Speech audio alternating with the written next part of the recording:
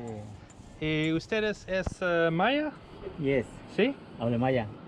¿Tú hablas maya? Sí.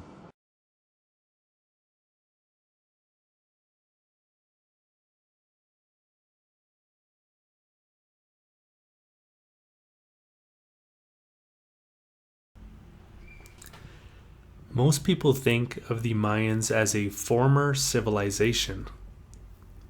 Although there's no question that Mayans no longer possess the same dominance that they once had, many would be surprised to find out that Mayan culture is still alive in Mexico. But before getting into today's Mayan culture, let's look at how it got to where it is. Located in the southwestern portion of the Yucatan Peninsula, along the Gulf of Mexico, the state of Campeche was named after the ancient Maya kingdom of Quinpec. Campeche is bounded on the north and northeast by the state of Yucatan, on the east by the state of Quintana Roo, and on the southeast by the nation of Belize, on the southwest by the state of Tabasco, and on the south by the Petén department of Guatemala.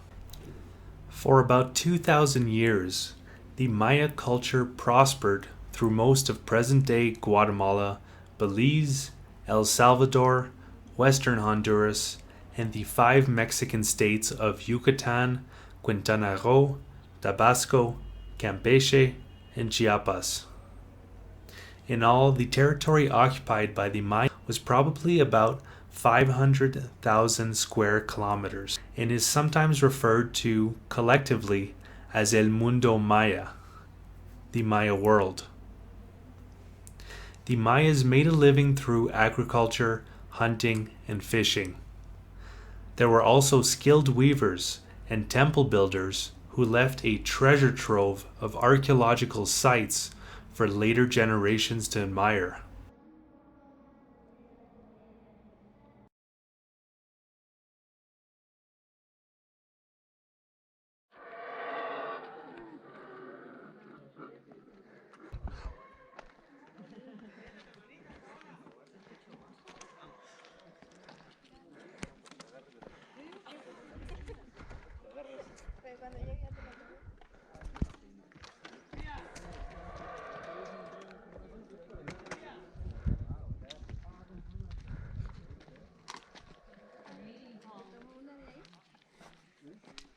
The Maya linguistic group is one of the largest in the Americas and is divided into approximately 69 languages, including the Huastec, Yucatec, Western, and Eastern Maya groups. For thousands of years, the Yucatec Maya has been the dominant Mayan language throughout the Yucatan Peninsula, including Campeche, Yucatan, and Quintana Roo. The language was documented in the ancient hieroglyphs of the pre-Columbian Maya civilization at several archaeological sites, and may be as much as 5,000 years old. Even at the time of the 2000 census, approximately 800,000 individuals in the entire Mexican Republic still spoke this language. This number does not include the other Maya linguistic groups, such as the Tzeltal, Tzotzil, Huasteca, and the Chol, all of which thrive in several other Mexican states. The Maya ethno-historian Ralph Royce has written that 16 native Maya states occupied most of the Yucatan Peninsula in the early 16th century, and that this population was remarkably uniform in language, customs, and fundamental political ideas. Professor Royce and his historians have indicated that most of the present-day Campeche was ruled over by 4 native states when the Spaniards first arrived in 1517: Alcalán Tixcel, Champotun, Campeche, and Acanul. On March 22nd of 1517, a Spanish naval force under the command of Francisco Hernandez de Cordoba, sailing from Cuba, arrived off the shores of the Yucatan Peninsula, eventually passing south along the coastline of Campeche. The expedition stopped at a village named Lazarus, near the present-day site of Campeche, which was then part of the Campeche province. According to Bernal Diaz del Castillo, a member of the expedition, crew members stopped briefly at this location to look for water and were approached by a group of 50 natives. Maya priests told the Spaniards to leave the area or face death, and they complied by departing. The Spanish force moved south along the Campeche coastline, and 10 days later the Spaniards landed again near Champoton, where a cacique named Mochcuu ruled. Shortly after the arrival of the Spaniards, the Maya attacked in force, killing more than 50 men. With their manpower reduced by half, the expedition was forced to return to Cuba. Cordoba himself received multiple wounds from 10 arrows and died shortly after his return to Cuba. In April 1518, another expedition of 4 ships and 300 men under the command of Juan de Grijalva left Cuba for the Yucatan. This expedition landed near Campeche at the river Lagartos, but was soon attacked by Maya inhabitants and they left the region. In 1525, Hernan Cortés, the conqueror of Tenochtitlan, passed through the small portion of Campeche. During this time, Cortés made an alliance with Pash Polonaxca, the ruler of Acalan. This accommodation initiated a gradual incorporation of the Chontal Maya into the Spanish Empire.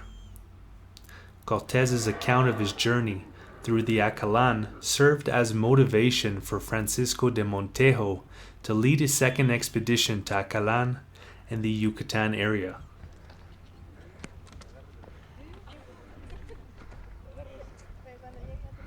In December of 1526, a wealthy nobleman from Salamanca, Spain, Francisco de Montejo, was granted a royal contract to raise an army and conquer the Yucatan Peninsula. In 1527, Montejo landed with a crew of 500 Spanish soldiers at Cozumel, in present-day Quintana Roo, to commence with his conquest. Accompanied by his son, known as El Mozo, meaning the youthful, and his nephew, Sobrino, Montejo crossed the Yucatan from east to west, eventually reaching the Campeche coastline near Campeche. The resistance of the Maya provinces kept the Spanish forces in check for several years. In 1529, Montejo subdued the natives of Xicayanco, Copilco, and Hueyatastala in the south. After working to subdue the Chontal of Acalan and the Zoque of the highlands of Tabasco, Montejo later moved to the coastal region of Campeche, where he was able to establish friendly relations with the natives of Champoton in 1530. By early 1531, Montejo controlled both Champoton and Campeche. Campeche became Montejo's primary base of operations, as he sent his lieutenant Alonso de Avila to explore and conquer the Maya provinces in the central and eastern sections of the peninsula.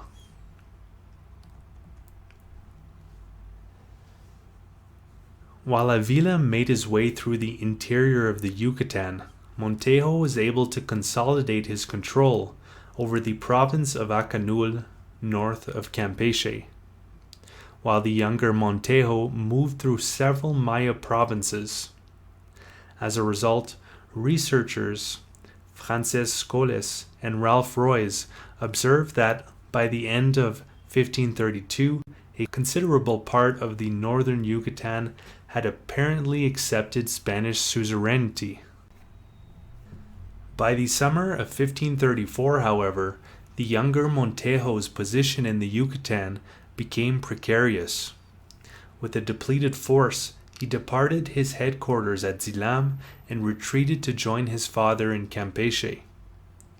At the end of 1534, the older Montejo and his forces evacuated Campeche altogether, withdrawing to Tabasco. Campeche would not return to Spanish rule until 1541. A contributing factor to the failure of the Montejos to hold their position was the loss of men who decided to go to Peru to find greater spoils in the conquest of the Inca Empire. In 1537, Spanish forces under Alonso de Avila returned to Campeche and were able to establish a base at San Pedro de Champoton in present-day Campeche. During this period, the young settlement, according to Franz Scholes and Ralph Roys, maintained a very uncertain existence.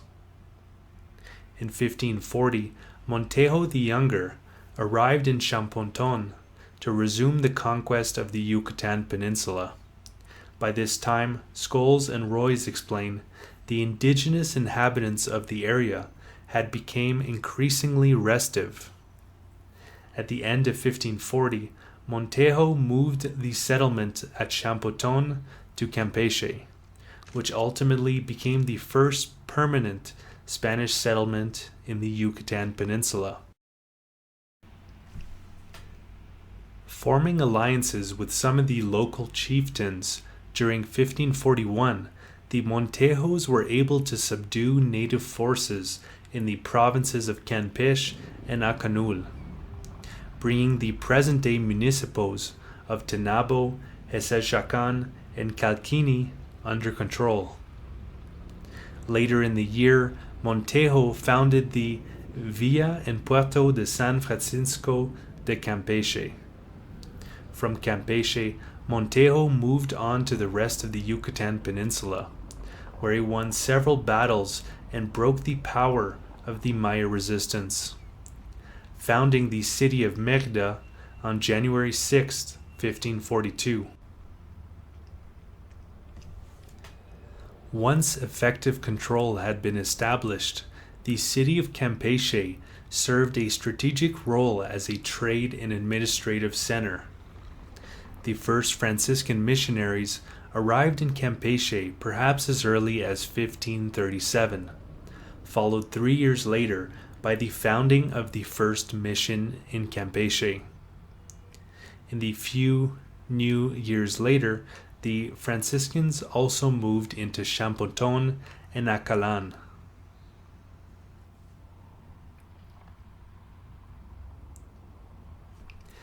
Even before pacifying the native peoples of Campeche, Francisco Montejo and his lieutenants began to distribute the inhabitants through encomiendas, which were royal grants of indigenous inhabitants that licensed a Spanish encomendero to receive their labor and tribute. Unfortunately, the encomiendas became subject to abuse and were frequently enforced through brutality and cruelty. The indigenous of Campeche, Champoton, and Acalan Tichel were distributed in encomiendas to the Spanish residents of Salamanca in 1530 and 1531, and they were reassigned in 1537. Disease also took its toll on the indigenous people of Campeche.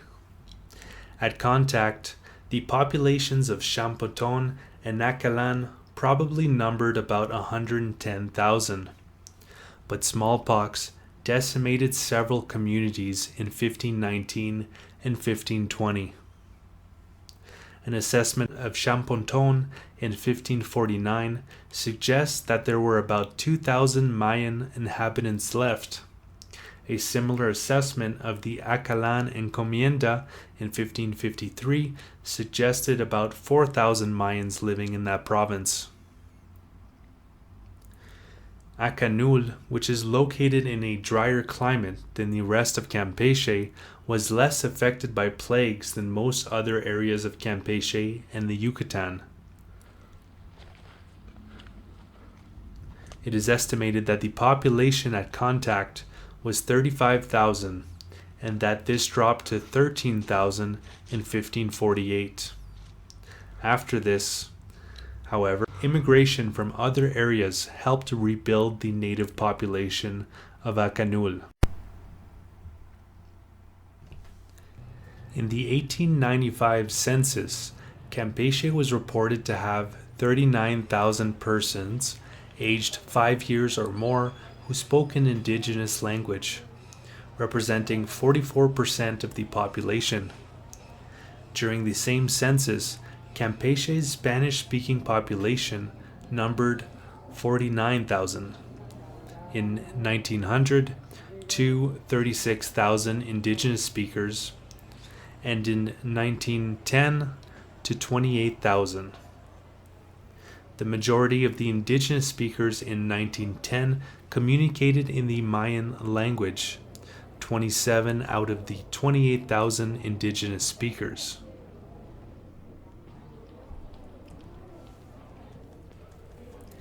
In Mexico's 1910 census, 228,000 people were classified as speakers of the Yucatec Maya language, representing 12% of the 1.96 million indigenous speaking population in the entire country. Maya speakers were represented in 14 Mexican states. Only 4 states had significant numbers of them. Yucatan contained the largest number of Maya speakers. A total of 200,000 Maya speakers lived in that state, representing 87% of all Yucatec Maya speakers in the country. Campeche had the second largest number of Maya speakers with 27,000, which represented 12% of all Maya speakers. 2 other states had significant numbers of Maya speakers, Quintana Roo with 1,120 and Chiapas with 638.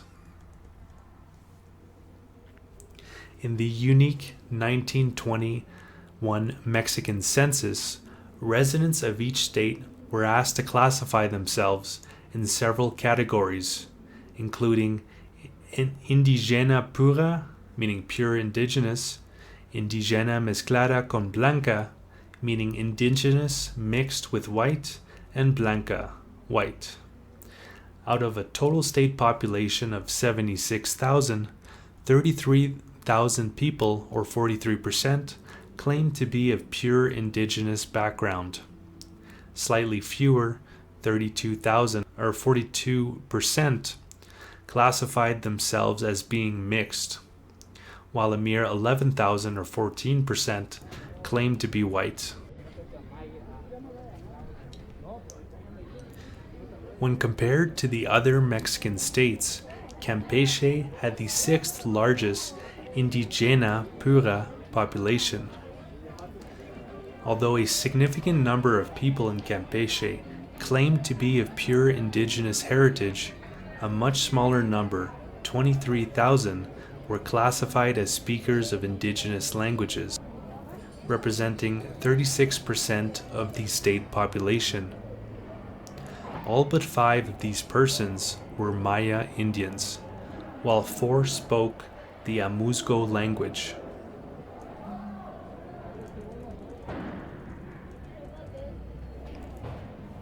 In the 1930 census, the population of indigenous speakers 5 years of age and over in the state of Campeche climbed to 31,000.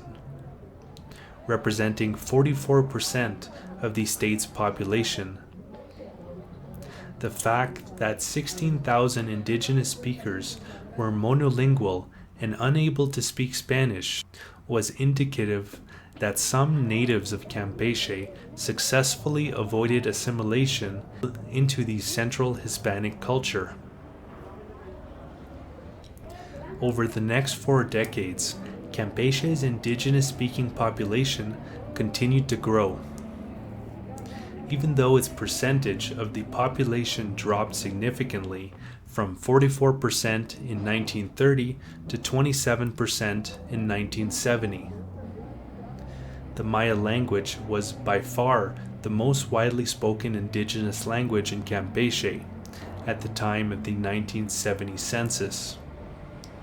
At least 55,000 of the 57,000 indigenous speakers spoke Maya, representing 97% of all indigenous speakers in Campeche. The Chol language, in second place, was spoken by only 411 individuals, followed by Otomi, who had 320 speakers, and Tseltal, who had 206.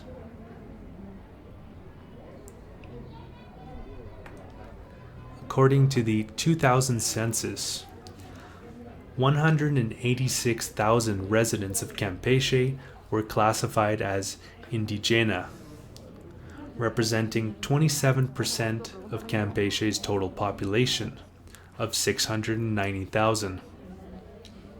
In contrast, the population of persons 5 years and more who spoke indigenous languages amounted to 94,000 individuals, who made up only 15% of Campeche's population of 5 years and older.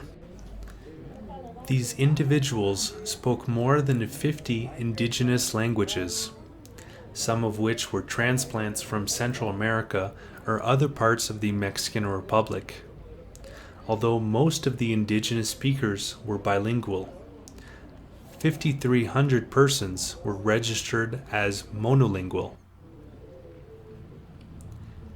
Calquini, the town in the northwest corner of Campeche along the border of the Yucatan, boasted the largest number of indigenous inhabitants in the year 2000. According to census statistics, 42,000 people were classified as indigena, representing 90% of the population of the town. Calquini also contained 27,000 inhabitants 5 years of age or older who spoke some indigenous language, representing 63% of the town's population, and 28% of Campeche's entire indigenous speaking population of 94,000. Almost all of these individuals spoke the Mayan language. In the year 2000, speakers of the Yucatec Maya continued to represent the dominant language in the entire Yucatan Peninsula, with 547,000, 69% in Yucatan, 163,000, 20% in Quintana Roo, and 76,000, or 10%, in Campeche. The 76,000 individuals who spoke the Maya language in Campeche represented only 10% of these 796,000 Maya who resided in the entire Mexican Republic, but also represented 81% of all indigenous language speakers in the state. The Maya language family has a strong presence in 7 Mexican states: Chiapas, Tabasco, Yucatan, Quintana Roo, Campeche, San Luis Potosi, and Veracruz, and is the second most common language group in all of Mexico. The Maya language is the dominant indigenous language in all but 3 of Campeche's towns. In the 2000 census, 4 of the towns had at least 10,000 Maya speakers: Calquini with 26,000, Hopelchen 15,000, Campeche 12,000, and Heseshakan with 11,000. Adjacent to the Maya-dominant Yucatan state, Calkini contained 35% of all Maya speakers in Campeche in 2000. The number of indigenous speakers actually decreased from 94,000 to 89,000 between the 2000 census and the 2005 census count. As such, the percentage of indigenous speakers dropped from 15% to 13%. It is expected that some immigration from Guatemala, Chiapas, and the Yucatan will probably continue to contribute new speakers of indigenous languages to the state. However, the number of actual indigenous speakers as a portion of the total population will probably continue its decline. Maya muy diferente. Sí, sí. Pulein es siéntate.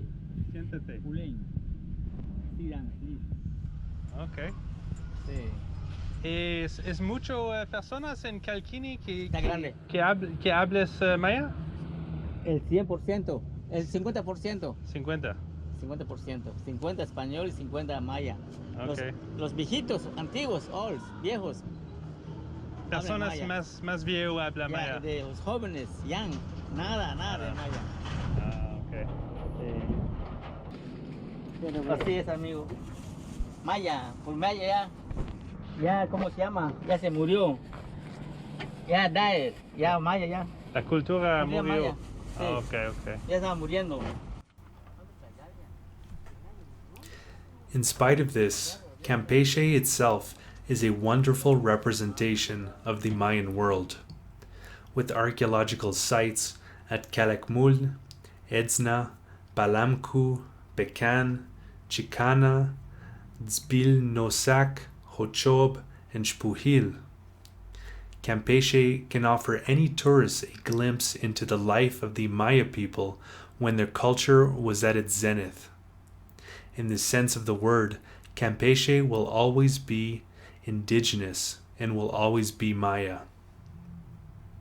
Do you feel like Mayan culture is still alive today?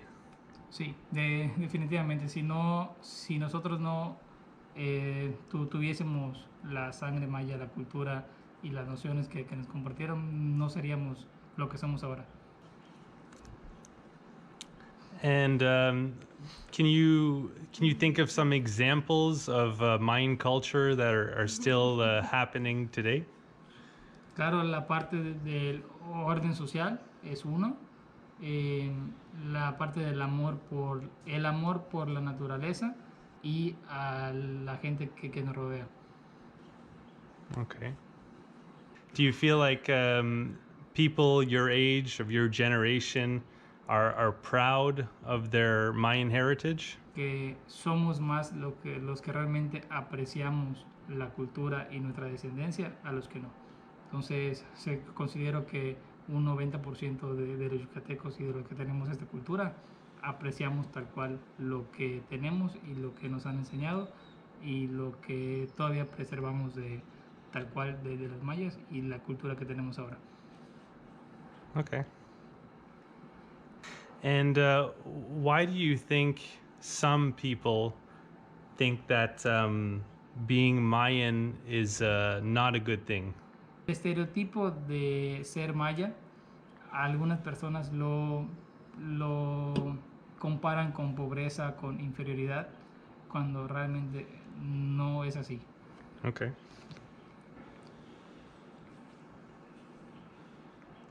And do you think that for these people who are not proud of their heritage, do you think that there's anything that could change their view, that could make them more proud of their history and their heritage? Es cuestión de perspectiva y de querer escuchar, ver e informarse.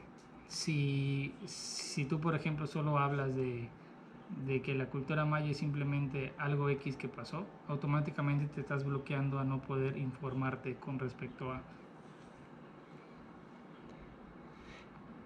And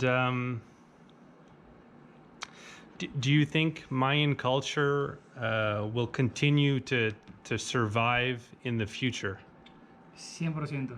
Ya como te comentaba, un 90% de las personas todavía apreciamos y tenemos en cuenta esa parte. Entonces, si nosotros no tomásemos en cuenta o no le diéramos la importancia suficiente a nuestras raíces y a lo que pasó para llegar a ser a lo que somos ahora como cultura y civilización, automáticamente se perdería nuestra identidad y nuestra esencia. Bueno, gracias, amigo. Nada.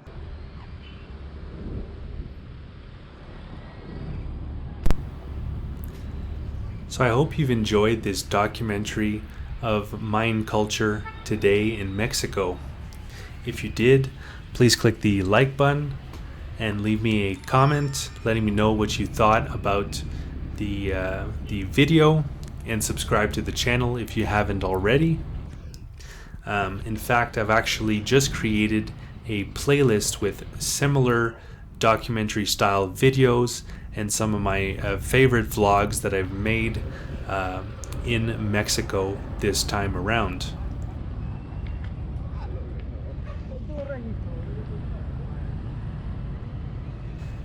Making videos like this takes hard work and a bit of money. So I'd like to take just a minute to thank recently Karen for your very generous donation via PayPal. That link is on my website. And I'd like to take a quick moment to thank the Patreon supporters for Hum of the Earth.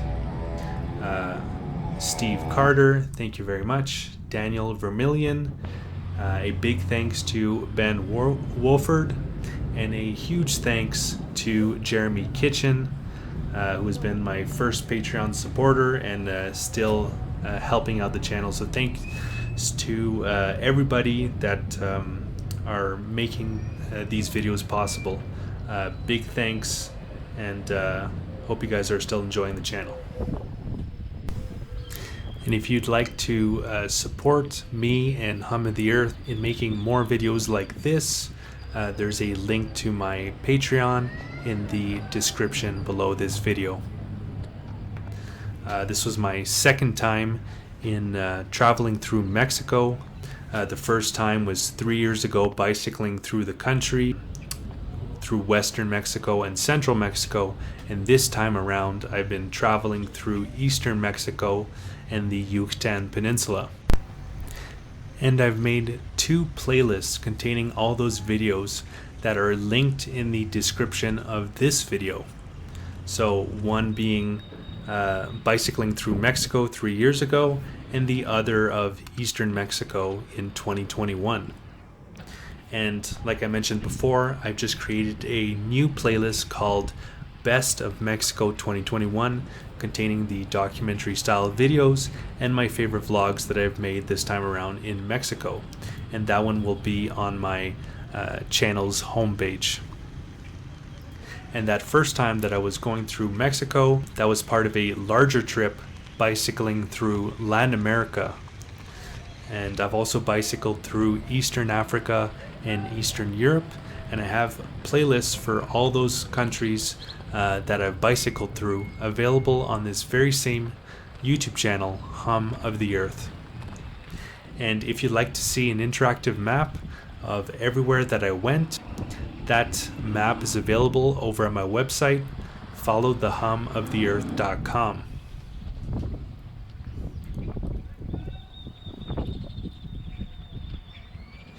Where you can click on the different locations and see the various blog posts and videos that I've made of those places. And if you'd like to follow my continuing adventures through Mexico's Yucatan Peninsula and beyond, you can do so by clicking on the red subscribe button and clicking on the bell to be notified when new videos come out. Alright, so I hope you guys enjoyed. Have a good one.